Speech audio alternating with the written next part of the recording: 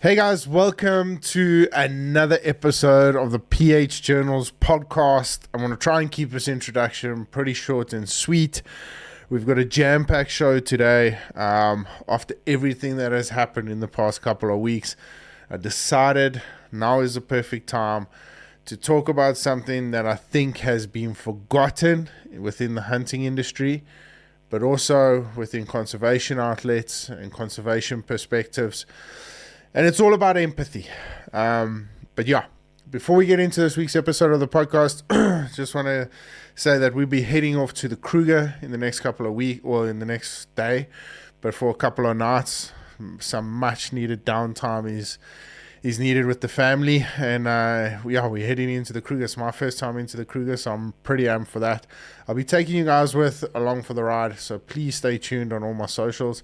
And tune in, ask questions, and I'll try and find out as much as I possibly can. And hopefully I have tried to line up with some of the guards within Kruger. They're extremely busy at the moment, so I'm hoping to have one or two of them on the podcast while we are up there. But without further ado, let's get into this week's episode of the podcast.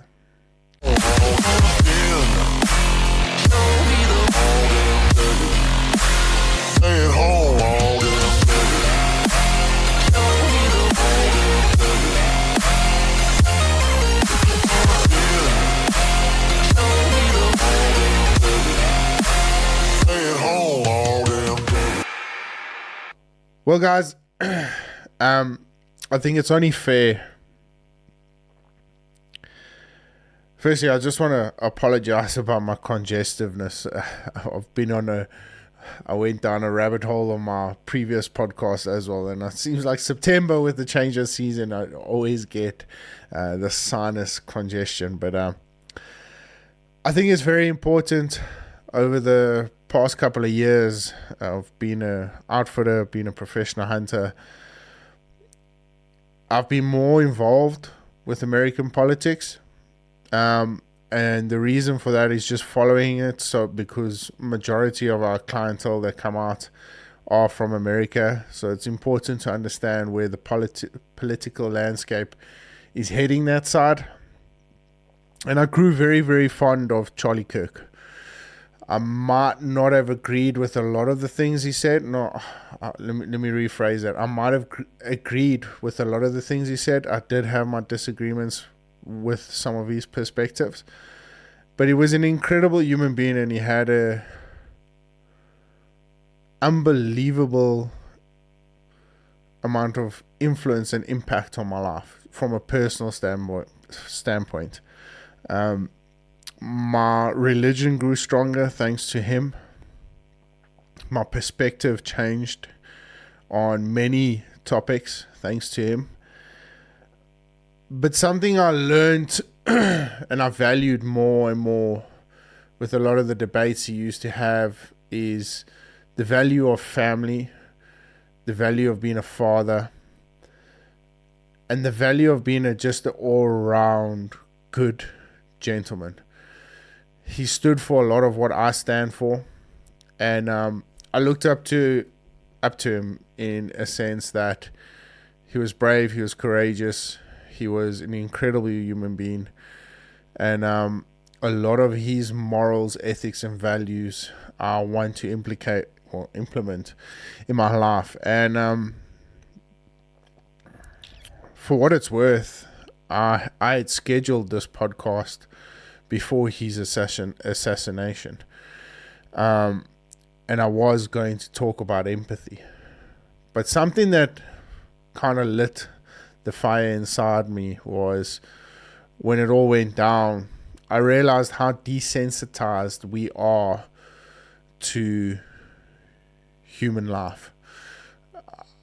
I was able to watch the assassination in happen from videos. I was able to watch the young Ukrainian girl getting stabbed on a train or on a bus. And I realized one thing. I realized that these images have been strewn across the internet, and I watched the reactions of many people. In Charlie Kirk's case, I watched the reactions of the people that had disagreements from him and celebrated his death. And from the young Ukrainian girl that was stabbed, I watched individuals right next to her not even reach out to try and assist her in any way, shape, or form. And the reasons for all of this are debatable, and I don't like getting into those sort of debates. But when I translate it into the hunting industry, and actually this time not just completely into the hunting industry, but into conservation, I am so gobsmacked with how desensitized not hunters, but people that come out and enjoy safaris are to wildlife. I want to play you guys a video. And for years, PH Journals, the brand PH Journals, was based on moral and ethical values on why hunting is one of the best conservation tools we have to offer. I watched a video the other day and I'm going to play it right now. So if you don't mind, we can watch it together.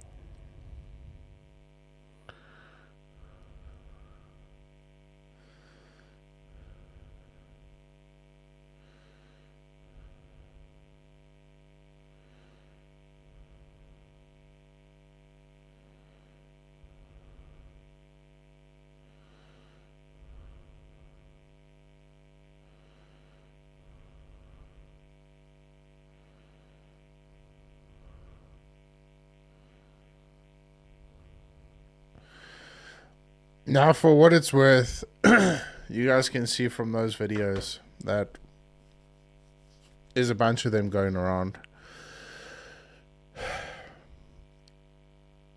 The sad disconnect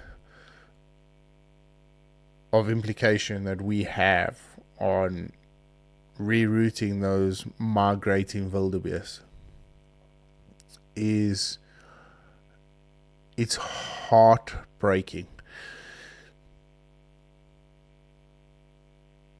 And before I get too much into this topic, I want to take this opportunity to, I don't know how significant my podcast really is in the greater scheme of things, but just really say my condolences to the Kirk family.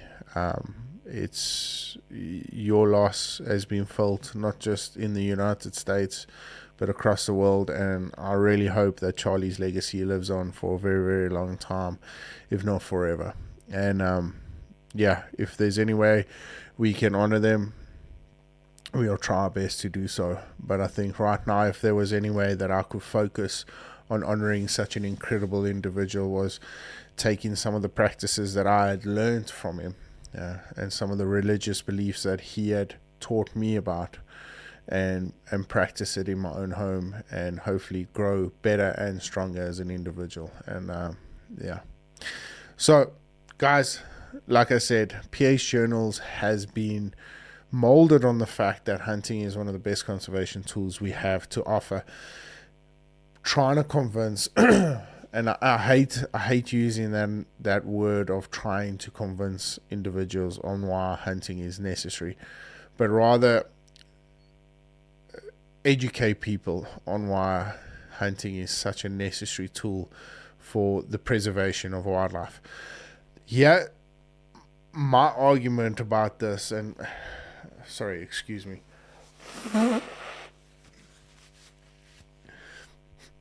when I watch videos like that, I kind of feel like we are the wrong enemy. I kind of feel like the people that are trying to educate hunters why hunting is a terrible way of conservation, they doing themselves injustice when uneducated individuals are coming out on a hunting program, well, not a hunting program, sorry, forgive me, on a safari program. The safari guards are taking them to these spots and completely unethically and morally doing complete injustice to what these animals deserve.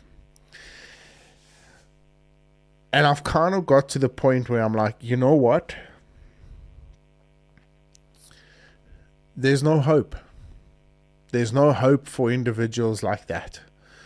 There's no hope for those safari guards. There's no hope for those safari companies to have any sort of argument on why hunting shouldn't be allowed. Because if you guys can't control that behavior, then unfortunately we can't sit in the same room and have a constructive discussion until you guys sort that out first. And I say you guys because I solely believe the individuals in those videos do not represent hunters. They are not hunters. I can tell you right now. Maybe the guys that are filming this to try and persuade these people not doing it. Maybe there are a bunch of guys there that are ethically hunting, well, ethical hunters in their own right, that are saying, guys, listen, this is wrong. This is wrong. In one of the videos I watched Sue Tidwell posting, you can hear the guy's absolute disgust in his voice.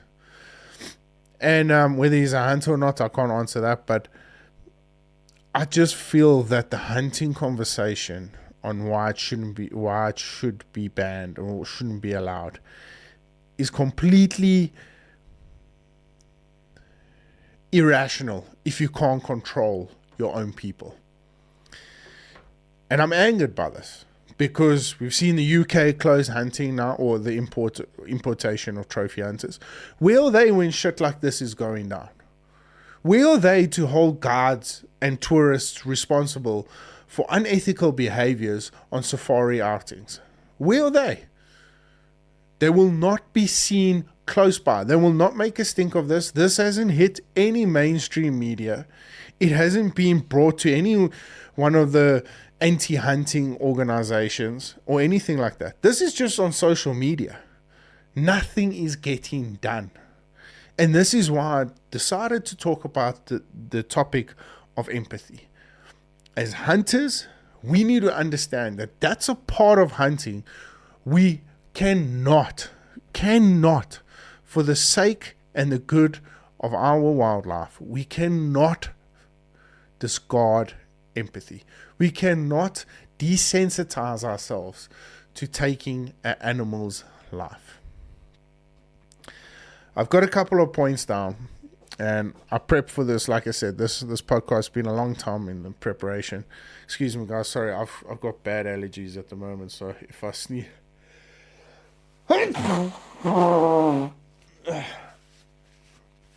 excuse me. September, change of season, pollen's all over the show. So yeah. So guys, please excuse me if I get passionate and angry and upset with some of the behaviors, but for years and generations, us hunters, we've been slandered, we've been slammed, we've been sworn at, eradicated, told that our industry is evil and all this sort of stuff. When shit like this is happening from individuals that can't control themselves, they want to get a Instagram photo for their fucking profile so that they can go and show their friends, oh, we went to a safari in Africa. You did it unethically. Your morals and values went through the fucking toilet because you guys couldn't control yourself because you wanted a picture for your Instagram. But none of the anti-hunting groups, none of the bunny huggers and all that sort of shit that we constantly fight as hunters, none of them would turn around and say to them, well, hang on, you guys, what the fuck you guys are doing at these immigration points or these migration points is completely unethical.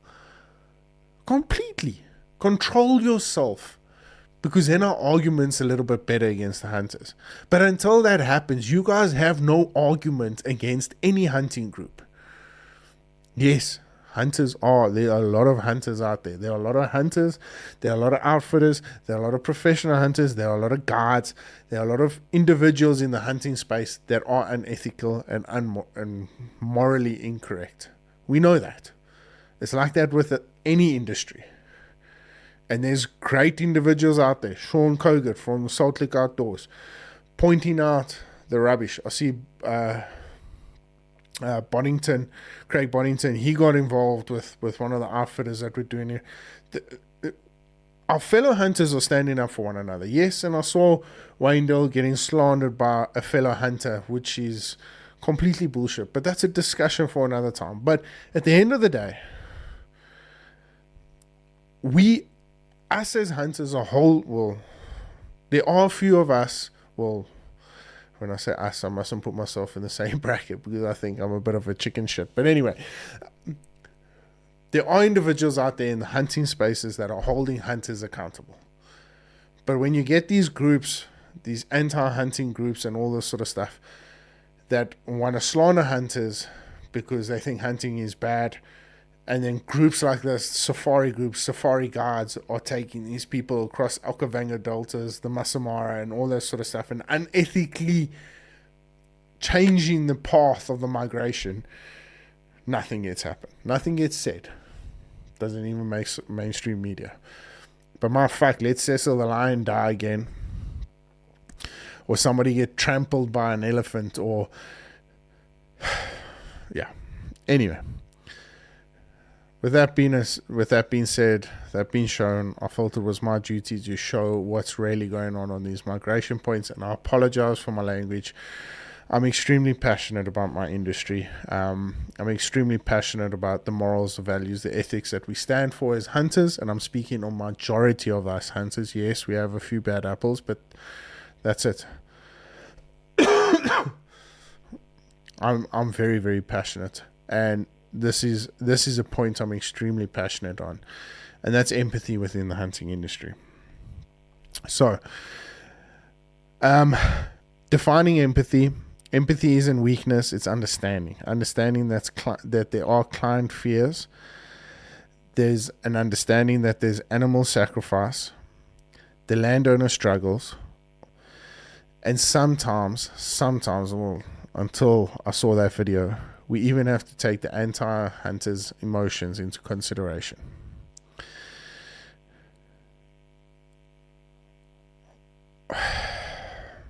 How does empathy make us a better hunter? A better conservationist?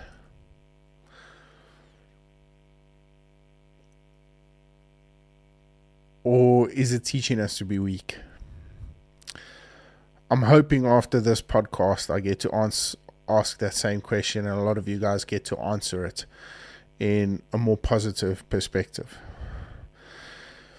So I mentioned a couple of points there, and if we're going to have a discussion, let's start off with the client's perspective.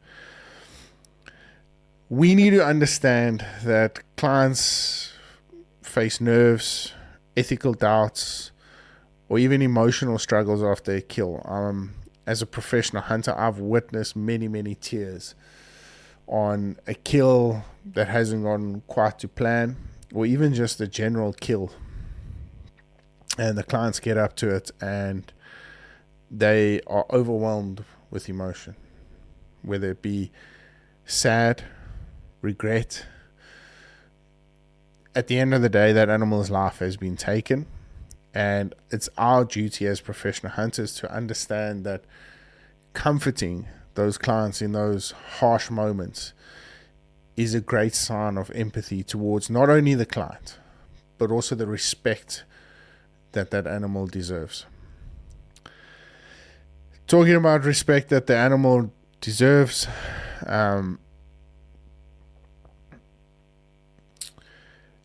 How can we show empathy towards an animal that's unalived, that's been killed, that's been hunted? I'm a big advocate for photos representing that animal as the main focus point in your pictures, and respectfully taking pictures in a manner that holds that animal high and adds dignity to what it's given up for us as hunters. How we handle trophies. We don't just throw shit around and mistreat the client's trophies. And one of the important aspects is around the campfire later at night. How do we share that story? Do we share it with honor? Is it a joke? Do we share it with dignity? Do we share it as a memory, a moment that will last not only in your mind for a very, very long time, but so too in your clients? Will it hold true to what that animal stood for? That's important.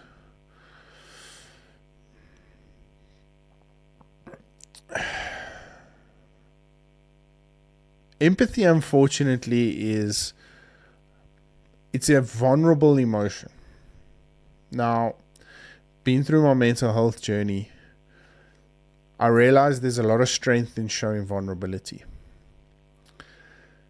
If you're an individual that struggles to show vulnerability because of your alter ego, and I don't say that it sounds bad when I say it out loud, but I don't mean it's a bad thing. I don't mean you being scared or you being unwanting to share vulnerability because you're a man. You feel like it will take away from your masculinity.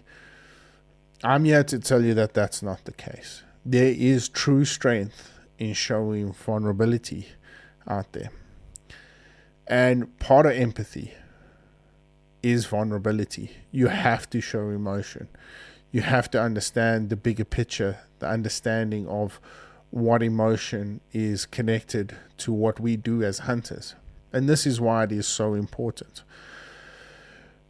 So within the hunting community, empathy can build respect, and it does. I often, Pedro, his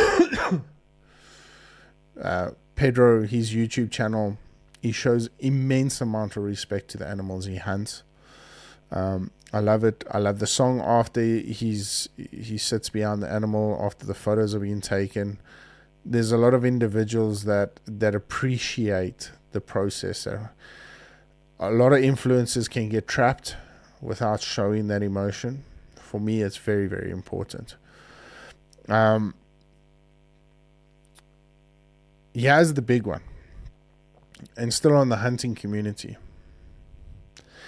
Empathy towards fellow hunters. I thought this was going to be a discussion for a whole nother topic.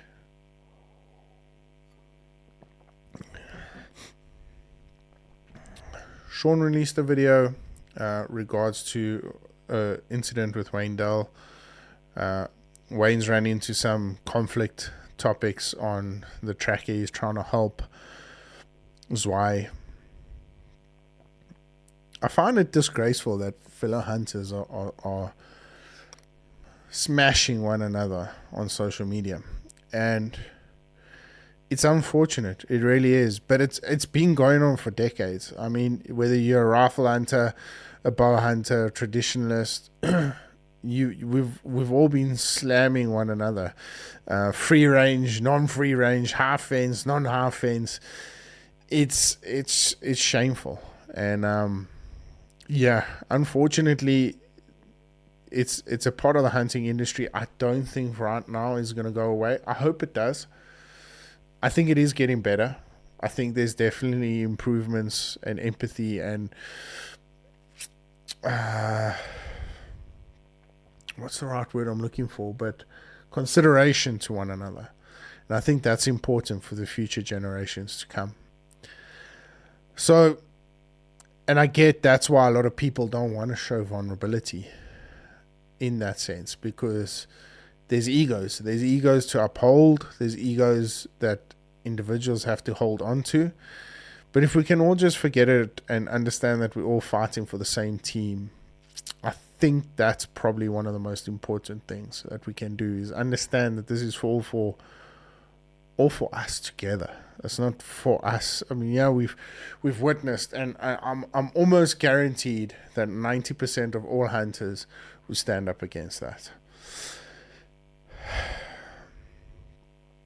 Conservation and landowners. We need to hold extreme empathy towards our landowners. They face poaching, economic struggles, livestock theft, fence cutting. I've got property devaluing, wildlife conflicts, fires, the harsh reality of droughts, and uncontrollable Mother Nature activities like hail, tornadoes, that sort of stuff. It was about 3 years ago we had a tornado go through the Fort Beaufort region, and I just looked and the absolute devastation that went on. There were landowners that never had electricity for months. Destroyed some of the citrus lands, and those people that have hunted the Fort Beaufort region would know that that area is just rich with citrus. So we've got to have empathy towards those the landowners, those individuals that we utilize properties to hunt kudu, bushback in that area, baboons, warthog, inyala, giraffe, eland. The list goes on and on and on. Sorry.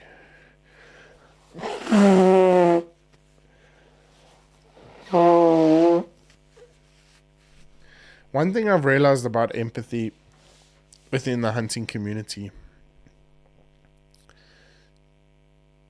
the individuals, I watched Steve Ranella the other night.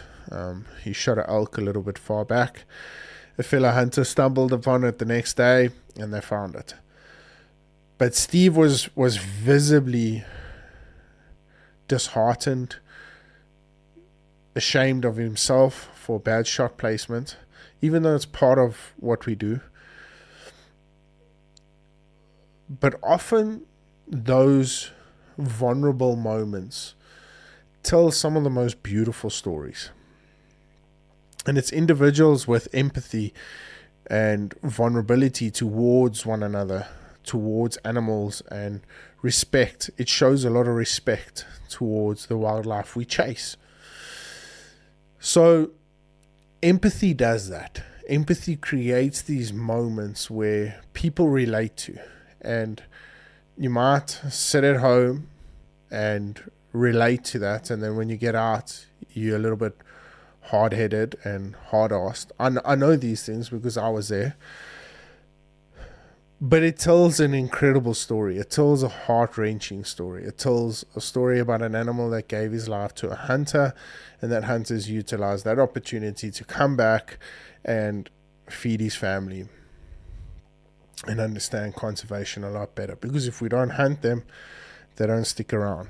And that's what empathy does. And I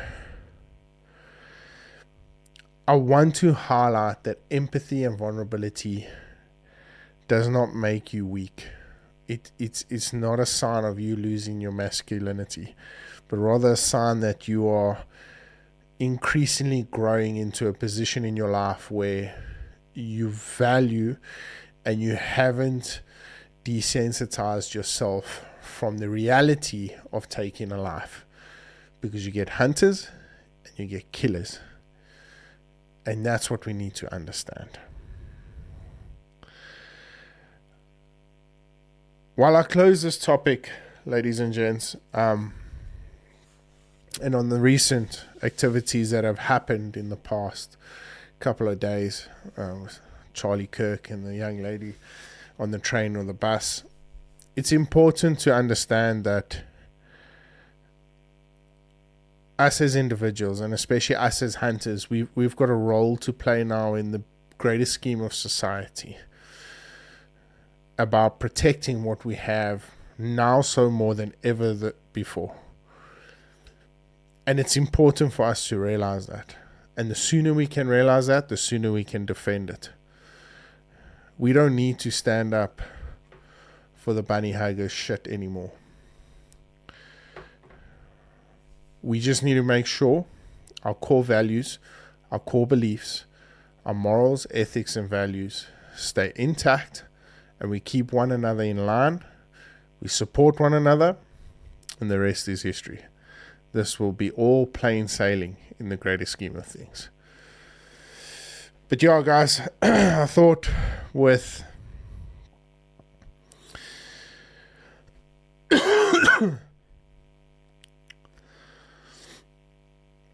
the recent activities,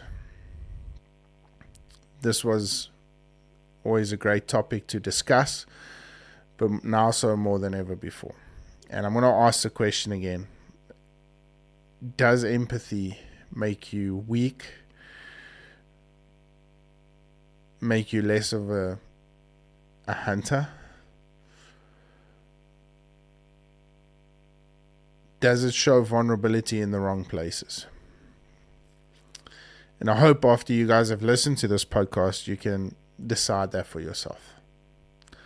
Because I know strength in vulnerability and strength in empathy can take you a very, very long way. And if you are a young professional hunter, if you are a fellow hunter or a hunter getting into this whole thing, understand that empathy at the core value of what you are about to do, if you've got that, you put yourself in a very, very, very good position in understanding why conservation should be at the heart of every discussion as a hunter. So guys, thank you so much. I didn't want this to be a hard podcast to do, but understanding the circumstances, understanding the topic, and understanding what we've witnessed in the past couple of days, it was always going to be a difficult topic. But I'm glad I did it, and I'm forever grateful. We are in the top 50. I'll put it all in a video at some point. We've top 20 conservation podcast, top 20 outdoor podcast, top 20 hunting podcast, top 20 conservation and recreation podcast, sports and recreation podcast, sorry. We are number one Eastern Cape podcast, number one hunting podcast in South Africa, number two podcast in Africa, as far as hunting is concerned. So yeah, I couldn't have done it without you guys. So like always on every podcast, I'm forever grateful for everything you guys have done. So if you haven't yet, turn on the notifications, subscribe, and if you enjoyed this episode, drop a thumbs up. I want to leave you guys with a pretty cool story that we received we received a couple of weeks ago. I haven't read it yet. Henry, she plotted onto me. She said this is a good one to share with you guys, so I'm looking forward to it. Good day, PH Journals family. I've got a story for you. Not from the bush itself, but rather just before we even got to camp. Picture this. After a 15-hour marathon flight from Atlanta to Johannesburg, my buddy, this will be his first safari adventure, stumbled off the plane looking like extras from The Walking Dead. You know the drill. Cramped seats, questionable plane food, and for him, a couple of these beers will make the flight go faster. Experiments. Spoiler alert, they didn't. Now, anyone who's traveled to Southern Africa knows what comes next. You're greeted with a smile, a cold drink, and ultimate local snack, biltong. Biltong is basically Africa's gift to mankind. Dried, spiced bushmeat that's more addictive than Pringles. Once you start, you can't stop. From Kuru to Eland, it's all delicious. But my buddy, he didn't just simply strip He didn't simply strip a sorry. He simply didn't taste one or two. No. He went full on predator mode and basically consumed an entire impala's worth of biltong in one sitting. Wash that down with a transatlantic beer collection, and suddenly you've got a very volatile wildlife experiment brewing in his stomach. Fast forward to the next morning in camp. The trackers and PHs are checking baits, keeping an eye out for hyenas and signs of lion around, when suddenly a smell cuts through the bush, heads turn, noses wrinkle. Everyone's thinking, that's hyenas close, real close. Except it wasn't. It was the bush. It was my buddy letting off one of humankind's most elusive smells. Ladies and gentlemen, the first animal to announce itself in camp wasn't lion, wasn't hyena, wasn't even jackal. It was my friend's backside after a biltong beer explosion. The moral of the story: respect the biltong, respect the bushmeat, or the bush will respect you differently. I love that. Sorry, guys. But that's it for me for tonight. Like I said, heading into the Kruger for a couple of nights rest. Much needed. I hope the sinus goes away by that, but I'll be pumping myself full of Allergex. But like always, if you guys are, happy hunting. Until then, stay safe, stay blessed, and stay humble. We'll catch up with you guys soon.